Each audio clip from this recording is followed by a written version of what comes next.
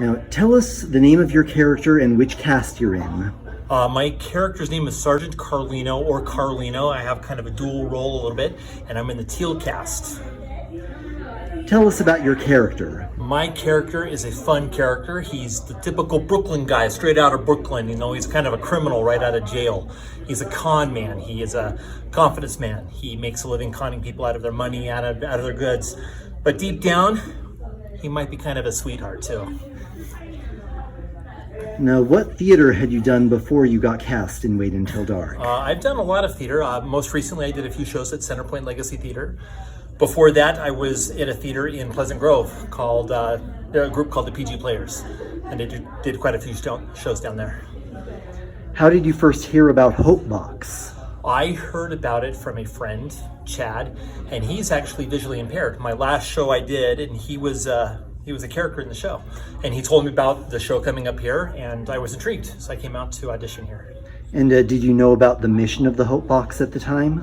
I knew a little bit about it. It wasn't until last night's rehearsal where I got a really good idea of what it means to be in a show at Hope Box. And I also believe last night they told you about your show's Wall of Hope recipient. They did, Diane, yeah. And what do you know about her so far?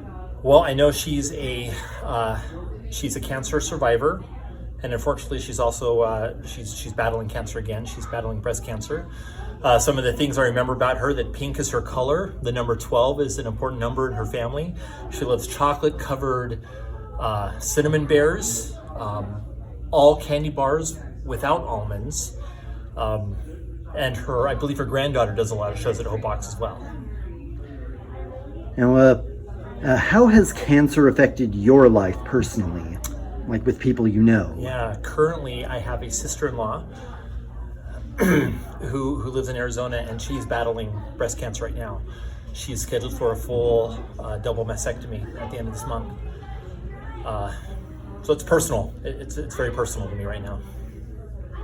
Is there anything else you want our audience to know about either Wait Until Dark or about the Hope Box? It's just a great theater. There's a feeling. I've done quite a few shows around, but there's a special feeling at Hope Box. When you walk in and you sit down, it's palpable. You can almost reach out and touch the special feeling that's there. So I encourage everyone to come see the show, come experience the show at the Hope Box.